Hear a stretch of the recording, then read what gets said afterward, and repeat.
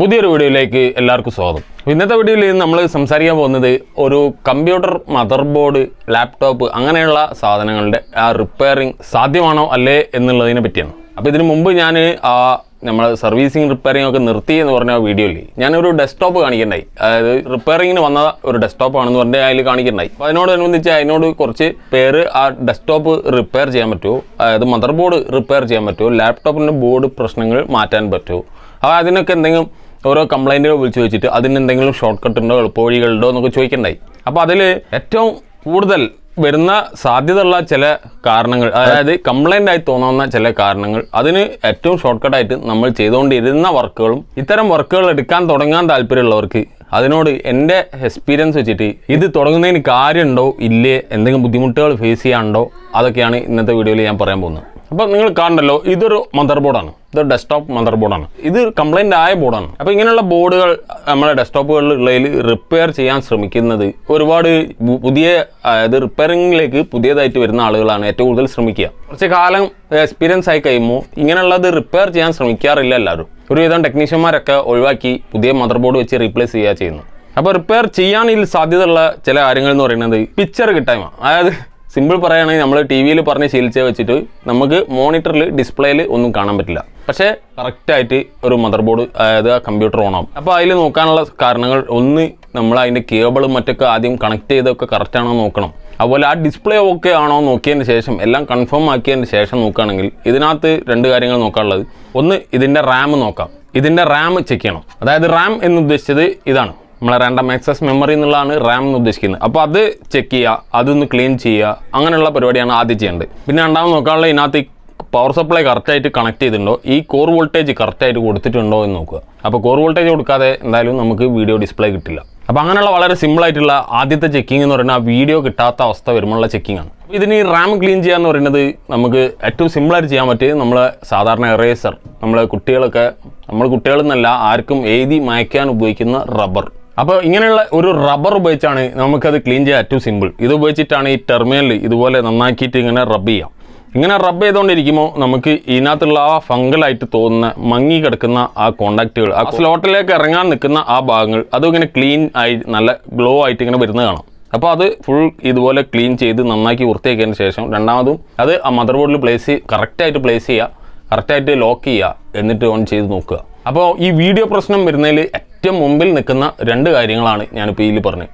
പിന്നെ വരാത്തത് ഇതിന് ഓൺ ആവാത്ത പ്രശ്നം. പിന്നെ വരുന്ന മറ്റൊരു കംപ്ലൈൻറ്റ്, ഓൺ ആയിട്ട് കുറച്ച് നേരം 2 സെക്കൻഡ് 3 സെക്കൻഡ് കഴിയുമ്പോൾ ഓഫ് ആയി പോവുക. അങ്ങനെയൊക്കെയുള്ള കംപ്ലൈൻറ്റ് ഒരുപാട് ചൊറ പിടിച്ച കംപ്ലൈൻറ്റാണ്. ഓണാവാത്ത കംപ്ലൈൻറ്റ് ആണെങ്കിൽ സുഖമാണ്, നമുക്ക് പവർ സപ്ലൈ ചെക്ക് ചെയ്താൽ മതി. നമ്മൾ പവർ സപ്ലൈ മറ്റൊന്ന് ഫ്രഷ് വാങ്ങിയിട്ടാൽ തീരാവുന്ന പ്രശ്നമുള്ളൂ. വളരെ ചീപ്പ് റേറ്റിൽ ഈ കാലത്ത് നല്ല സപ്ലൈകൾ കിട്ടാണ്ട്, ക്വാളിറ്റിയുള്ള വില കൂടിയ സപ്ലൈകൾ അതും കിട്ടാനുണ്ട്. അപ്പോൾ സപ്ലൈ ചെക്ക് ചെയ്യാറിഞ്ഞാൽ ഗ്രീനും ബ്ലാക്കും കൂടെ ഷോർട്ട് ചെയ്യാന്ന് പറഞ്ഞ ഒരുപാട് വീഡിയോസ് ഉണ്ട്, എങ്ങനെയാണ് ഈ CPU-യുടെ സപ്ലൈ ചെക്ക് ചെയ്യുന്നത്. അപ്പോൾ അത് ചെക്ക് ചെയ്തിട്ട് അത് ഓക്കെ ആണോ അല്ലേന്ന് കൺഫേം ആക്കിയിട്ട്, ഓക്കെ അല്ലെങ്കിൽ അത് റിപ്പയർ ചെയ്യാനൊന്നും മെനക്കെടണ്ട, ജസ്റ്റ് ഒന്ന് വാങ്ങിയിടുക. അതാണ് ഏറ്റവും സിംപ്ലസ്റ്റ്, ഏറ്റവും ഷോർട്ടസ്റ്റ്, ഏറ്റവും നല്ല പരിപാടി. 1 ഇയർ വാറണ്ടിയും കിട്ടും. വാറണ്ടി ഇല്ലെങ്കിൽ വിലയും കുറയും. അപ്പോൾ വളരെ ചീപ്പായി വരുന്നതുകൊണ്ട് തന്നെ കുറച്ച് ലോക്കലാണെന്നുള്ളതും കൂടി മനസ്സിലാക്കുക. പിന്നെ ഇതുപോലെ മദർ ബോർഡിൽ ഇപ്പോൾ ഈ റാം ചെക്ക് ചെയ്ത് വീഡിയോ ഇല്ല അല്ലെങ്കിൽ ഓൺ ആവുന്നില്ല, അങ്ങനെ ഒരു അവസ്ഥയാണ്. നമ്മളെ CMOS ബാറ്ററി നമുക്കിതുപോലെ ഇങ്ങനെ ഊരിയെടുക്കുക. ജസ്റ്റ് നമ്മൾ ചെക്ക് ചെയ്യലിങ്ങനെ ജസ്റ്റ് ഒന്ന് നാം വെച്ച് നോക്കുമ്പോൾ ആ ഒരു എഫക്റ്റ് വെച്ചിട്ട്, ആ ഒരു ഫീൽ വെച്ചിട്ട് നമ്മൾ ഇതിനകത്ത് ചാർജ് ഉള്ളതാണോ എന്ന് മനസ്സിലാക്കും. ശരിക്കും ഇത് മൾട്ടിമീറ്റർ വെച്ച് ചെക്ക് ചെയ്ത് നോക്കുക. അപ്പോൾ ഇതിൽ ഇങ്ങനെ വോൾട്ടേജ് കറക്റ്റായിട്ട് കാണിക്കണം. അപ്പോൾ ആ 3 വോൾട്ട് കാണുന്നുണ്ടെങ്കിൽ അത് ഓക്കെയാണ്, ബാറ്ററി ഓക്കെയാണ്. പക്ഷേ CMOS സെറ്റിങ്സ് എന്തെങ്കിലുമൊക്കെ വന്നാലും നമുക്കിത് ഓൺ ആവാതെയും റീബൂട്ട് ആവലും അങ്ങനെ മറ്റ് അനേകം പ്രശ്നങ്ങൾ വരും. ലൊക്കേറ്റ് ചെയ്യാൻ വളരെ പ്രയാസമാണ് ചില കംപ്ലൈൻറ്റുകൾ. മൂന്നാമത് പറയാനുള്ളത്, ഇത് വർക്ക് ചെയ്തുകൊണ്ടിരിക്കുമ്പോൾ 10 മിനിറ്റ് കഴിയുമ്പോൾ ഓഫായി പോകുക എന്നുള്ള അവസ്ഥ. അപ്പോൾ അത് നമ്മളെ ഈ പ്രോസസ്സറുണ്ട്, ഇതാണ് ഇതിൻ്റെ പ്രോസസ്സർ. അപ്പോൾ പ്രോസസ്സറിൻ്റെ മുകളിലുള്ള ആ ഹീറ്റ് സിങ്ക് പേസ്റ്റ് ഡ്രൈ ആയിപ്പോയാൽ, ഉണങ്ങിപ്പോയാൽ അത് അതിൻ്റെ ഫംഗ്ഷൻ മര്യാദയ്ക്ക് ചെയ്യില്ല. അതായത് ഈ പ്രോസസ്സറിന് കൂളിംഗ് ഫാനിലേക്ക്, ആ അലൂമിനിയം സിങ്കിലേക്ക് ഉള്ള ഹീറ്റ് ട്രാൻസ്ഫർ ആവില്ല. അപ്പോൾ അതെന്ത് ചെയ്യും, ഇതൊരു ഓവർ ഹീറ്റ് ആകുമ്പോൾ ഇത് ഓട്ടോമാറ്റിക് ഷട്ട് ഡൗണിലേക്ക് പോകും. ചില ഷട്ട് ഡൗൺ ഓപ്ഷൻ നമുക്ക് ചോദിക്കുന്നില്ല, അങ്ങോട്ട് ഓഫ് ആവും. അപ്പോൾ അതാണ് അതിന് മനസ്സിലാക്കേണ്ടത്. അതൊന്ന് ചെക്ക് ചെയ്യുക, ജസ്റ്റ് അയക്കുക, കൂളിംഗ് ഫാൻ അയച്ച് നോക്കുക, പൊടിയൊക്കെ ക്ലീൻ ചെയ്യുക. നന്നായി ക്ലീൻ ചെയ്തതിന് ശേഷം ഇതിൽ ഡ്രൈ ആയിട്ടുണ്ടെങ്കിൽ ആ പേസ്റ്റ് പുതിയതിടുക, നല്ല ക്ലീൻ ചെയ്തതിന് ശേഷം പുതിയതിടുക, രണ്ടാമത് ബ്ലേസ് ചെയ്യുക, ആ പ്രശ്നം മാറും. എല്ലാം കൊണ്ടും നോക്കി നമ്മൾ ആ ഒരു ബേസിക് ആയിട്ടുള്ള കാര്യങ്ങളൊക്കെ നോക്കി കഴിഞ്ഞിട്ട് പിന്നെയും ക്ലിയർ ആവുന്നില്ല. ഏറ്റവും ഷോർട്ട് കട്ട് എന്ന് പറയുന്നത് ഇതിനൊരു പുതിയ മദർ ബോർഡ് വാങ്ങി മാറ്റിയിടുക. ഡിസ്ക് വീണ വെച്ചാൽ അതിൻ്റെ ഡ്രൈവർ സീഡിയാണിത്. അപ്പോൾ അത് വീണ വെച്ചാണ്, ഫ്രഷ് ആയതുകൊണ്ട് ഡ്രൈവർ സീഡ് ചിലതിന് കിട്ടും. അപ്പോൾ ഇതിനൊക്കെ ഡ്രൈവർ സീഡ് കിട്ടിയിട്ടുണ്ട്. അപ്പോൾ ഇതിങ്ങനെ ഒരു പുതിയ മദർ ബോർഡ് വാങ്ങിയിടുക എന്നുള്ളത് ഏറ്റവും നല്ല ഓപ്ഷൻ. ഇതിന് 1 year ഗ്യാരണ്ടി ഉണ്ട്. നമുക്ക് എന്താ വേണ്ടത്? നമുക്ക് നമ്മളെ ടെൻഷൻ ഫ്രീ ആക്കുക, നമ്മൾ പ്രശ്നങ്ങൾ സോൾവ് ചെയ്യാനുള്ള സൊല്യൂഷനിൽ ആദ്യം പറഞ്ഞത് ചെക്കിംഗ് ആണ്. രണ്ടാമത് ഒരു രക്ഷയില്ലെങ്കിൽ മാത്രം നമ്മൾ മദർ ബോർഡ് മാറ്റിയിടുക. നമുക്ക് അതിനകത്ത് ആ നിർബന്ധമാണ് ആ സിസ്റ്റം, അതങ്ങനെ തന്നെ ഫങ്ഷൻ ചെയ്യണം. ഓവർ പൈസ ചിലവാക്കാൻ പറ്റില്ല. അതായത് പുതിയൊരു PC എടുക്കാൻ പറ്റില്ല എന്നുണ്ടെങ്കിൽ ഒരു ബോർഡ് വാങ്ങിയിടുക. ഇപ്പം ഞാൻ വാങ്ങിയിടാൻ പറഞ്ഞതിൽ എന്തൊക്കെയായി? 2 എണ്ണമായി. ഒന്ന് മദർ ബോർഡ് പുതിയത്, ഒന്ന് SMBS പുതിയത്. എല്ലാം പുതിയത് വാങ്ങിയിട്ടാൽ പിന്നെ പുതിയ PC ആയല്ലോ. പിന്നീട് ലാപ്ടോപ്പ്. ഈ ലാപ്ടോപ്പാണ് നിങ്ങളുടെ കയ്യിലുള്ളതെങ്കിൽ, ഇതൊരു പഴയ ലാപ്ടോപ്പ്, ലെനോവോൻ്റെ ഒരു ലാപ്ടോപ്പാണ്. അപ്പോൾ ഇതുപോലെ ഡെഡാണ്. ഡെഡ് എന്ന് മീൻസ് ഇത് ചാർജിങ് ഒക്കെ ഓണാവും, അതായത് ചാർജിങ് കാണിക്കും. നമ്മുടെ പവർ സ്വിച്ച് തൊട്ടാൽ ആ LED ഒന്ന് കത്തുന്നു, ഓഫ് ആവുന്നു. മദർ ബോർഡ് ചെക്ക് ചെയ്ത് ഒരു പ്രാവശ്യം നന്നായി കൊടുത്തതാണ്, രണ്ടാമതും പോയി. അതിൻ്റെ തൊട്ടപ്പുറത്തെ സെക്ഷൻ പോയി, അത് നന്നായി കൊടുത്തു, പിന്നെ അപ്പുറത്തെ സെക്ഷൻ പോയി. അത് മൊത്തം നന്നാക്കാൻ പറ്റാത്തത്, അതിനകത്ത് അത്രയും കംപ്ലൈൻ്റ് ആയി കിടക്കുകയാണ് അവസ്ഥ.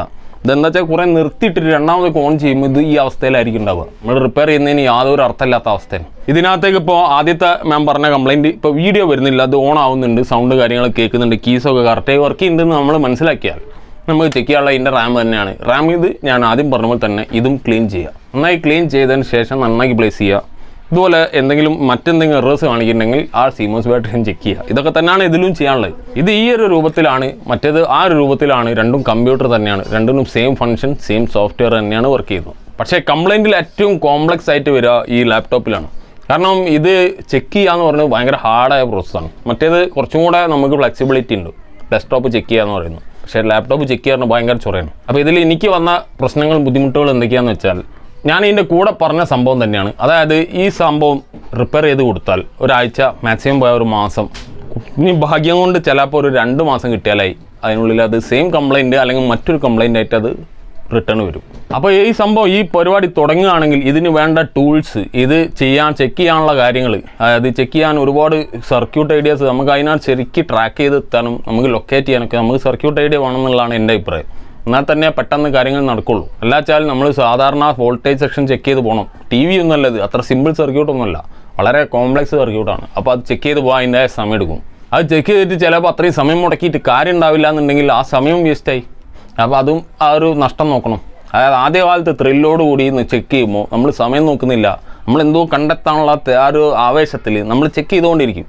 വോൾട്ടേജ് വരുന്നു, അപ്പുറം എത്തുന്നില്ല. ചിലപ്പോൾ FETകൾ, ഇപ്പോൾ ഈ മദർ ബോർഡിൽ നോക്കുകയാണെങ്കിൽ നമ്മൾ ഇതിനകത്തൊരു FET ഉണ്ട്, ഇതിനകത്ത് ഈ പ്രോസസ്സറിൻ്റെ സെക്ഷനിൽ ഇതിലേക്ക് വളരെ ചെറിയ വോൾട്ടേജാണ്, 1 വോൾട്ടും സംതിങ് ആണ് ഉണ്ടാവുക. അപ്പോൾ അതിലേക്കുള്ള ആ സപ്ലൈൻ്റെ ഭാഗത്ത് ഈ FETകൾ നമ്മൾ നോർമലി ചെക്ക് ചെയ്യുമ്പോൾ ആദ്യകാലത്ത് ഷോർട്ടായിട്ട് കാണിക്കും. സംഭവം അത് ഷോർട്ടല്ല, അതാണ് സംഭവം. അത് ചെക്ക് ചെയ്യുമ്പോൾ മനസ്സിലാവുള്ളൂ അത് ഷോർട്ടല്ല.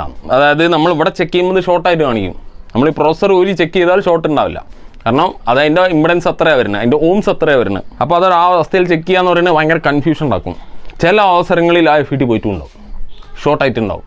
അത് കണ്ടെത്തണ്ടേ, അത് കണ്ടെത്തി അത് ബ്ലോവർ പോലെ എന്തെങ്കിലും ഒരു ടൂളെങ്കിലും വെച്ച് അത് മാറ്റി മറ്റൊരു FET കിട്ടാൻ പ്രയാസമാണ്. അത് കണ്ടെത്തി കൊണ്ടുവന്ന് ഇട്ട് കഴിയുമ്പോൾ ചിലപ്പോൾ സെയിം അവസ്ഥയായിരിക്കും, ഓണായിട്ടുണ്ടാവില്ല. നമ്മൾ ആ ഹാർഡ് വർക്ക് ചെയ്ത് എന്തായി, അത് വേസ്റ്റായി. അപ്പോൾ ഇങ്ങനെ ഒരുപാട് നിരാശകളൊക്കെ അനുഭവിച്ച ഒരാളൊക്കെ തന്നെയാണ് ഞാനും. അപ്പോൾ ഇത് ഒരുപാട് പ്രാവശ്യം ഒരുപാട് സമയം എടുത്തിട്ട് ഒരുപാട് മെനക്കെട്ട് ചിലവാക്കിയിട്ടും, അതായത് ചില FETകളൊക്കെ കണ്ടെത്തി മദർ ബോർഡുകൾ സെക്കൻഡ്സ് ആയിട്ട് വാങ്ങിയിട്ട് അതിൻ്റെ നല്ല സ്പെയർ ഊരിയിട്ട് ചെക്ക് ചെയ്ത് ഊരിയിട്ട് മാറ്റിയിട്ടൊക്കെ ചിലതൊക്കെ ഓണാക്കി കൊടുക്കും. ആ ഓണാക്കുമ്പോൾ ഒക്കെ ഭയങ്കര വിജയത്തിൻ്റെ ഒരു സുഖമാണ്. അതിനോട് എൻജോയ് ചെയ്യും, അവരോട് ചില്ലറ പൈസയും കിട്ടും. പക്ഷേ 3-4 ദിവസം കൊണ്ട് അത് പോയിട്ടോ പിന്നെയും പഴയ പോലെ ഞാൻ കൊണ്ടുവരട്ടെ എന്നുള്ള ആ ചോദ്യം കേൾക്കുമ്പോണ്ടല്ലോ, ആ പൈസ കിട്ടിയതിനൊന്നും ഒരു ബലമില്ലാതാവും. അപ്പോൾ അതുപോലുള്ള ഒരുപാട് അനുഭവം കൊണ്ടാണ് ഞാനിപ്പോൾ മദർ ബോർഡ് മാറ്റിയിടുക, അല്ലെങ്കിൽ വേറെ എവിടെയും കൊണ്ടുപോകുക എന്നുള്ള അവസ്ഥയിലേക്ക് മാറിയിട്ടുണ്ട്. അപ്പോൾ ഇത് ഞാൻ പറഞ്ഞു വന്നത് ഇതിനകത്ത് ബേസിക്കായിട്ട് വരുന്ന ഏറ്റവും കോമൺ ആയിട്ട് കണ്ടുവരുന്ന കംപ്ലൈൻറ്റുകളിലൊന്നാണ്. അതായത് വീഡിയോ ഇല്ലായ്മ, റീബൂട്ട് ആവുക, ഓഫായി പോവുക. പിന്നെ വേറെ കീബോർഡിൻ്റെ പ്രശ്നം, മൗസിൻ്റെ പ്രശ്നം, ഈ USB-യിലൊക്കെ കണക്ട് ചെയ്തിരിക്കുന്ന സാധനങ്ങൾ ഏതെങ്കിലും കംപ്ലൈൻറ്റ് വന്നാൽ അതിൻ്റെ പ്രശ്നങ്ങൾ, അത് കാരണം ചിലപ്പോൾ ചില ബീപ്പ് സൗണ്ടുകൾ വന്നുകൊണ്ടിരിക്കുക, അങ്ങനെയുള്ള പലതരം കംപ്ലൈൻറ്റുകൾ ഇതിന് വരുന്നുണ്ട്. നമുക്ക് അത്രയും സന്നാഹങ്ങളോട് കൂടി ഇത് പണിയെടുക്കണം. നമ്മൾ ഇലക്ട്രോണിക്സ് ബേസിക് മറ്റ് കാര്യങ്ങളൊക്കെ ചെയ്യുന്ന ഒരു റിപ്പയർ ഷോപ്പിൽ ഒരു ടെക്നീഷ്യൻ ഇതും കൂടി സർവീസ് ചെയ്യാറിന് പ്രാന്താവും. അപ്പോൾ ഏറ്റവും ബെസ്റ്റ് മാക്സിമം തുടങ്ങിയാൽ ഈ തരത്തിലുള്ള സർവീസാണ് എൻ്റെ അഭിപ്രായത്തിൽ ഏറ്റവും നല്ലത്.